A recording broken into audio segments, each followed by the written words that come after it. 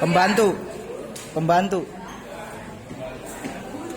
Oke, ini contoh.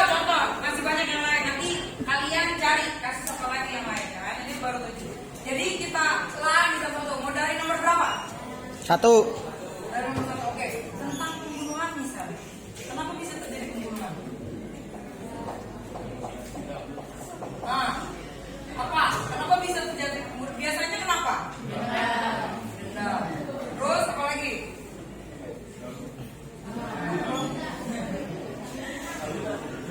Kalau kamu terus membunuh berarti kan dia ada kelainan mental ya. Ini berbicara tentang yang normal-normal saja. Selain dendam apa? Ya dendam kan itu emosi loh. Apalagi semua. Hah? Kenapa? Enggak sengaja. Biasanya apa? Utang piutang. Ya. Biasanya tetangga berutang sama tetangga. Terus apa lagi?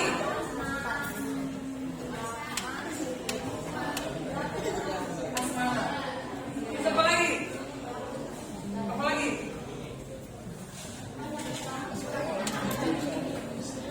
Secara umum seperti itu ya. Nah, duduk situ dong. Lu situ ke sini. Dendam misalnya terjadi pembunuhan. Nah, dendam ini itu menyangkut sama ya. Aku mau kalian menjabarkannya ke situ, larinya ke situ, bukan berbuat kalian gimana. Jadi ini kecerdasan apa yang menyangkut ke sini? Hah? Kecerdasan apa? EQ. Ya, terus apa lagi? Di dendam ini ada apa? SQ. Itu kamu pakai alasannya kenapa EQ? Karena ketika seseorang itu cerdas secara emosional, dia pasti akan bisa menahan Emosi. dirinya untuk Tidak membunuh. oleh karena dendam itu masuk ke dalam emosi. Emosi itu tidak selamanya marah, tidak selamanya yang negatif ya. Bahagia itu adalah emosi. Gitu loh. Manusia itu punya emosi. Kecewa, sakit hati, bahagia, terharu, ya, merasa dikhianati, merasa kehilangan, itu emosi. Semua yang kita rasakan itu adalah emosi. Jadi kamu jangan salah. Lu jangan emosi dong. Begitu. Orang berarti lu jangan emosi dong. Emosi itu umum. Jangan emosi dong. Jadi Jangan sombong kamu dong. harus terperinci. Jangan sombong. Sama halnya ketika kamu tadi apa? Kamu bilang gabut. Gabut. Tangan gue Terus ngerekam. apa kalian suka pakai istilah apa? Healing. Giling. Kamu tahu nggak? Healing itu apa? Healing itu untuk orang sakit. Healing apa? Bahasa Inggris kan? Artinya apa? Pengobatan. Jadi kalau kamu bilang, oh, lu hari minggu kemarin kemana? Oh, gue healing. Lu sakit. Dan healing itu bagi seseorang yang sakit mental, ada gangguan dalam kejiwaannya gitu loh. Jadi dia butuh refreshing supaya mentalnya lebih sehat. Nah, emang benar seperti itu. Oke lah, kamu healing, kamu katakan kamu healing, kamu ke Bandung, kamu ke Jogja, kamu ke Surabaya, kamu ke Madura, apa segala macam ke luar negeri. Pulang dari sana Sembuh. ya, jadi bukan itu sebenarnya. Ya, bukan itu yang sebenarnya. Kalau kamu stres, Enak. itu bukan itu. Gimana? Berarti balik lagi ke kecerdasan apa kalau stres? Hah? Apa? Kalau stres itu kemana? Kecerdasan mana? Kecerdasan Emosi. mana kalau stres? Emosi. Kenapa orang bisa stres? Coba kita telah. Kenapa orang bisa stres? Gak punya duit. Kenapa orang bisa stres? Beberapa tahun yang lalu itu aku membawakan materi tentang stres. Ya. Kenapa Kalau orang bisa isian stres? FF. Biasanya kenapa? Gak punya duit. Kenapa? Biasanya pikirannya buntu. Apalagi? Tidak ada Pikiran. teman curhat. Terus apa lagi? Kuota habis. Apalagi? Orang stres. Stres itu bahasa Inggris. Artinya apa? Tertekan, tekanan. Ya, orang tertekan. Biasanya kalau orang tertekan kenapa? Dibertekin. Iya. Ditekan. Kenapa dia banyak masalah? Begitu sih Jang. Respect, makasih ya Jang ya. Dia awalnya Ada. Awalnya nggak ada kan? Bisa muncul masalah kenapa gitu loh? Iya kan? Sampai dia stres, dia kan stres. Sebenarnya gini, sebelum nyampe ke stres itu kan pasti ada masalah.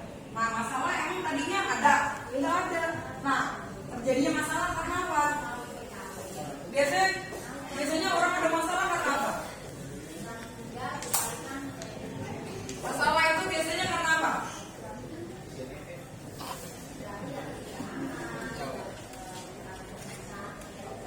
Tidak sesuai antara keinginan dan keinginan dengan kenyataan. Jadilah masalah bagi dia ya, bukan bagi orang lain. Karena masalah itu relatif. Kadang-kadang seorang melihat sesuatu masalah itu berbeda sudut pandangnya dengan orang lain. Kalau menurut kamu, kalau bagi kamu nih sekarang masalah di usia kamu itu apa? Kalau menurut kamu masalah kok tidak bisa bangun pagi, ya? Masya Allah. Masalah tidak bisa bangun pagi. Ada nggak? Atau ada yang kalau pagi itu ya dia bangun aja gitu, tiba-tiba dia bangun. Ada yang punya kebiasaan seperti itu. Ada ya? Nah, kamu enggak. Nah itu masalah. Buat kamu doang masalahnya gitu loh. Orang lain tidak punya. Masalahnya beda. Jadi seperti itu. Jadi masalah itu tidak semua orang sama, karena tergantung dari sudut pandang penilaian masalah. Terusin jangan. Nah, tidak sesuai antara keinginan dengan kenyataan. Terjadilah masalah. Terus masalah, kenapa ada masalah? Kenapa bisa ada masalah? Bawain udah belum, Bu? Habis? Enggak. Belum sampai habis. Ngadang. Enggak, udah. Ya, ya lagi kamu ngapain dulu?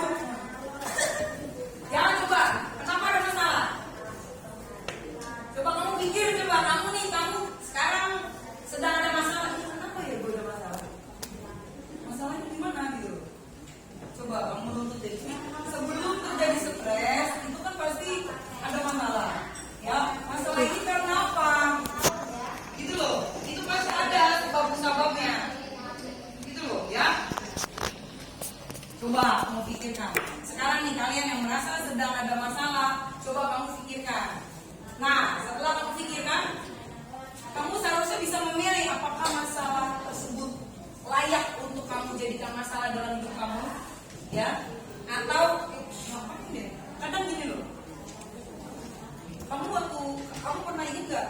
Kamu waktu SD punya masalah apa? Waktu SD? Ingat nggak? Aku disuntik. Pasti kamu nggak sadar waktu SD. Waktu SD, waktu TK, waktu lahir ya kamu. Ya, coba. Waktu SD waktu kamu nggak ingat sih kamu? Apa? Waktu SD saya pernah berantem gara-gara perebutan pensil, bukan? Pernah nggak? Bingung. Ya, itu masalah. Sekarang kamu pikirin, berantem nangis-nangis ngadu ke emak gua, bapak gua, Pak RT, gitu ya, Pak Lurah gitu kan. Coba sekarang kamu pikirkan, lucu nggak? Lucu.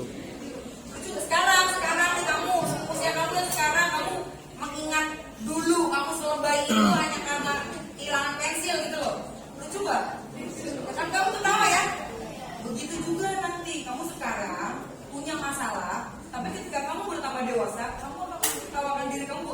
Dulu baik sekali ya, cuma kayak gitu kok sampai nangis sampai apa? Padahal itu masalah kecil. Gitu kan? Itu. Bukan masalahnya, tapi kamu Jangan full ya dong.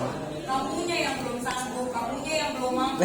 Gua rekam. Kamu memanage permasalahan yang hadir dalam kehidupan kamu, masalah itu nggak akan ada. Karena kamu mampu untuk mencari solusi dari masalah yang kamu ada. Paham ya? Waktu dulu SD kehilangan pensil, nangis-nangis, ngadu ke segala macam. Kalau sekarang kehilangan pensil ngapain? Selesai masalah. Ya nggak mungkin lah kamu lapor polisi terus melakukan investigasi. Mas pemeriksaan saya tadi di sini Pak. Coba dicek sini jari itu nggak gitu ya lebih baik. Ya meskipun ada yang seperti itu ada. Gitu ya. Jadi memandang suatu masalah jangan dilihat masalahnya. Kamu lihat latar belakangnya. Latar belakang ketika kamu berpikir tentang masalah tersebut akan membantu kamu untuk memilih apakah masalah itu layak ya untuk kamu alami atau tidak gitu loh.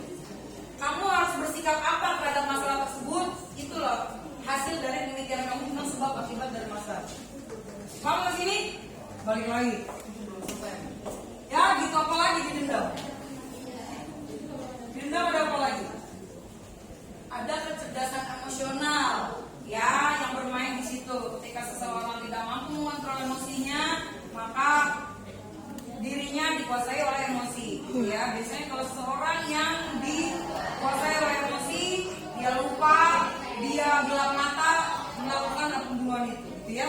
Dia merasa dendam, dia merasa orang itu jahat, orang itu mengancam saya, padahal kan tidak seperti itu. Balik lagi tadi sudut pandang, ya.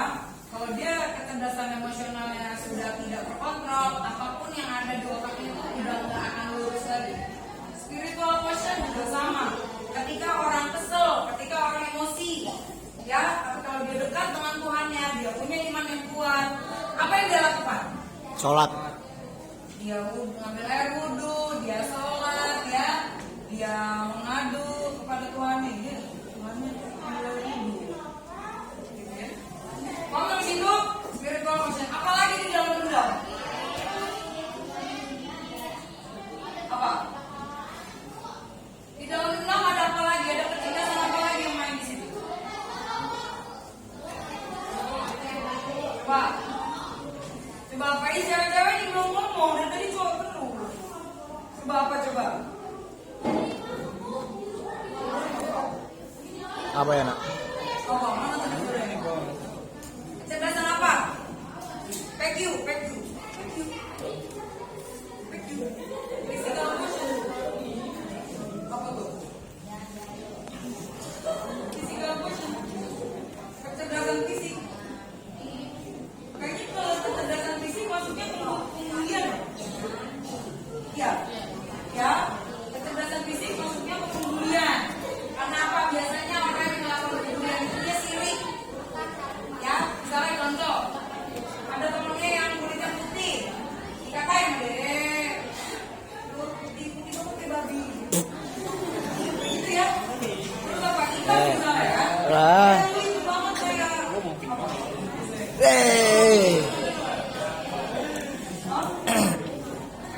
Kayak alam, menurut saya apa?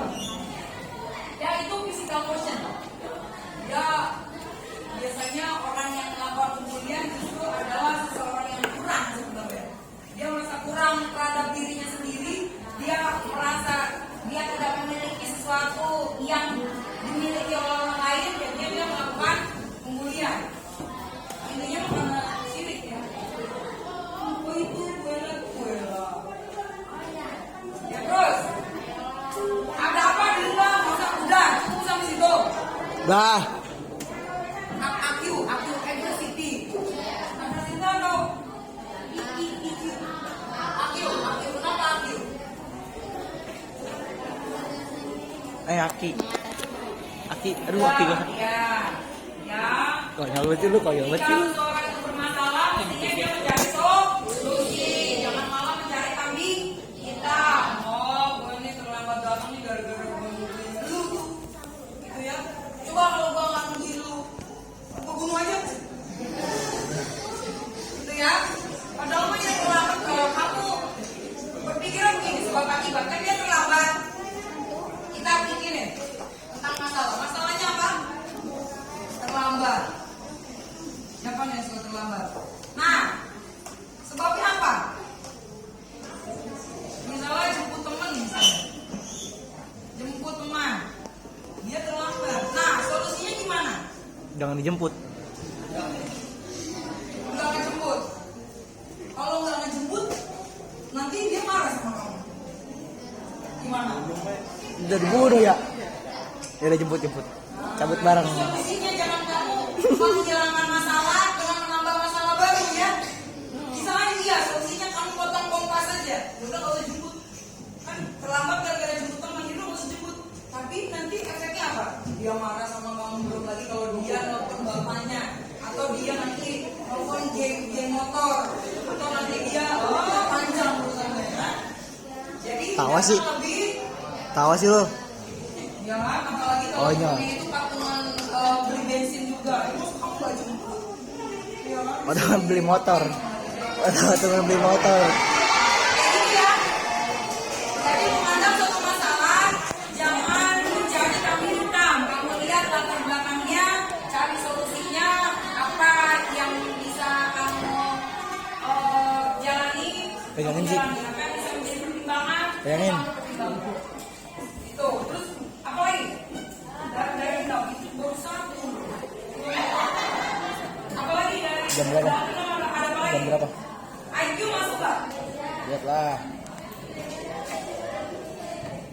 Intelektual masuk nggak? Hah? Masuk. Kenapa? IQ masuk. Ketika seseorang itu punya dendam, kalau IQ-nya tinggi, dia akan berpikir realistis. Gitu. Dendam itu kan emosi. Jadi kalau dia dikuasai emosi, realistisnya, logikanya tuh kumpul. Dia nggak bisa berpikir logik. Jadi selalu mengkambing hitamkan orang lain, mengkambing hitamkan keadaan, bahkan yang lebih parahnya mengkambing hitamkan Tuhan. Ada yang seperti itu. Kenapa anak saya hamil duluan? Ini pasti gara-gara Tuhan. Ada yang seperti itu. Kenapa saya dari satu? Tuhan gak adil sama saya. Ada yang seperti itu kan? Kenapa rentenir lagi-lagi ke rumah terus? Ini pasti Tuhan tuh gak kasih rezeki sama saya. Ada yang kayak gitu. Padahal emang Tuhan nyuruh kamu minjem duit ke kita darah. Kan enggak ya? Wahai manusia, pinjamlah uang ke rentenir. Kan enggak ada gitu.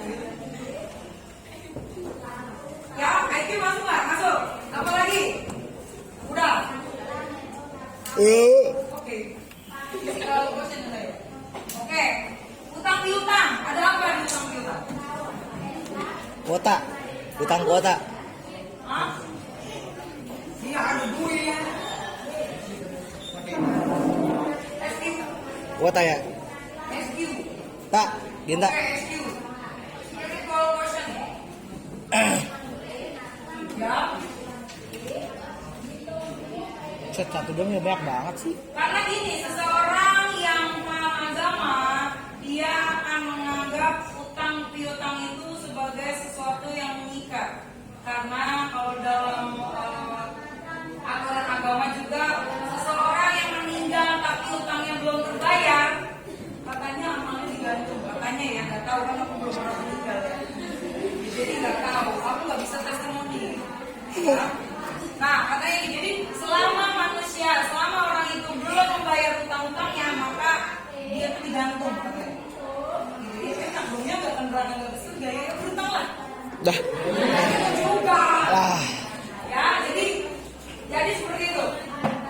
Kalau seseorang yang paham tentang agama, dia akan memandang utang-utang itu sebagai sesuatu yang kalau nggak teman-teman amat, kalau nggak terpaksa. Aduh. Kalau kita selama kita masih mampu, nggak usah lah kamu kredit. Ya, kalau mau bisa beli cash, udah nabung aja beli cash, nggak usah lah ngutang-ngutang. Jadi apalagi ketika ngutang kamu terjerat Iya. riba. Riba. Ya, maka selama riba itu mengalir dalam darah kamu, itu anak kelas itu kenapa? Dia pulang kan? Iya Bu, pulang Bu. Pulang. 3 tahun bulan. Kelas 3 tahun. Berapa? Semuanya Bu. Ah.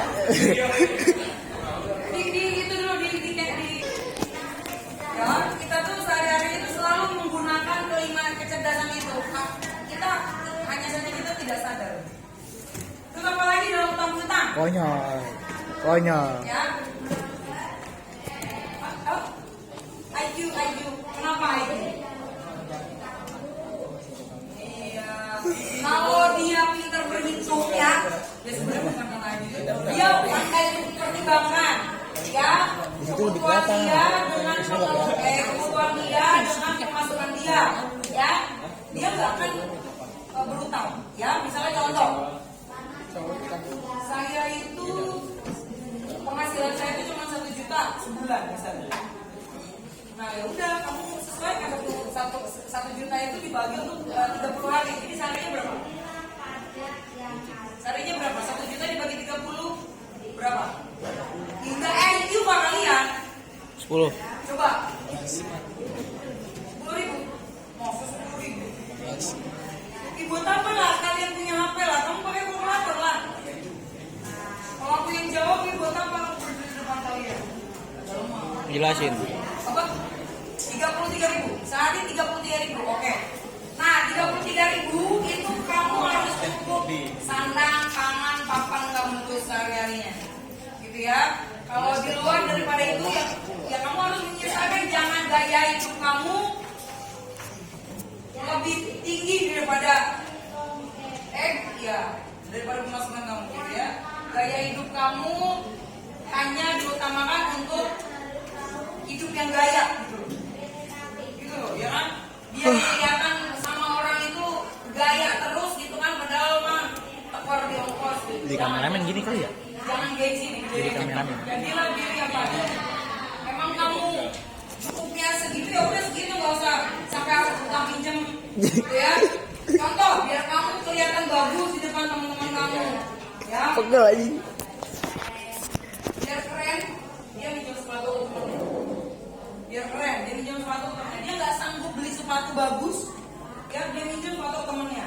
Akhirnya apa? Dia mau nggak mau beli sepatu untuk menggantiin sepatu temennya ya. Beli nggak mampu ngegantiin mampu ya. Cuap. Kalau dulu orang tua aku bilang beli nggak kuat ngeganti mah kuat gitu loh. Ya. Padahal kalau dia nabung terus dia beli untuk dirinya pribadi kan bisa ya. Tapi karena dia nggak sabar, aku ya, dia nggak sabar, dia minjem punya temennya, aku setelah dia ketangkep ya sepatunya disita. Akhirnya dia mau nggak mau harus beli, bagaimana caranya untuk mengganti sepatu temennya yang disita. Ya kan? Itu masuk kemana tuh? Kalau kayak gitu. BK. Itu masalah kan? Disita sepatu itu masalah. Contoh lagi. Ayo, gitu ya, kalau dia pandai mempertimbangkan kebutuhan dan pengeluaran pemasukannya, itu dia tidak akan terlibat utang piutang. Kan soal utang piutang kan ada yang bapak-bapak bunuh diri, ada bapak yang bunuh diri, ada bapak yang ngajak istrinya sama anaknya minum racun ya, gitu karena terlilit utang piutang. Itu padahal istrinya tuh guru kalau nggak salah, istrinya guru, bapaknya tuh pegawai karyawan, tapi nggak tahu lah itu. Kasihan anaknya ditinggalin satu. Jadi anak yang satu tuh diajak untuk minum racun, jadi meninggal bertiga, satunya ditinggal kakaknya. Akhirnya dibunuh. Nah bu, habis bu. Habis bu. Oke udah habis. Aku mau kalian bikin seperti itu kalau memang debat sudah selesai. Gitu ya? Cari tuh tadi pembahasannya seperti itu. Tinggal kamu terusin tuh. Ada apa? Di pencabulan ada apa?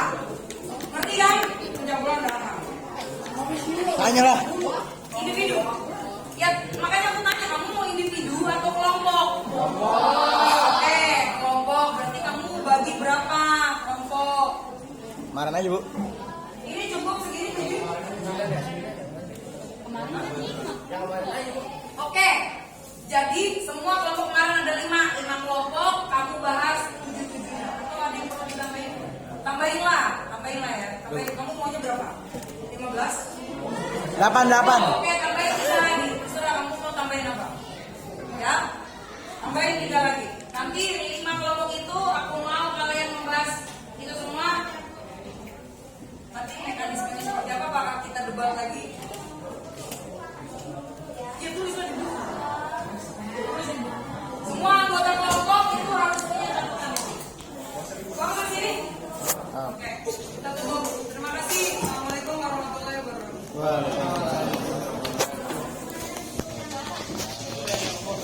Ada.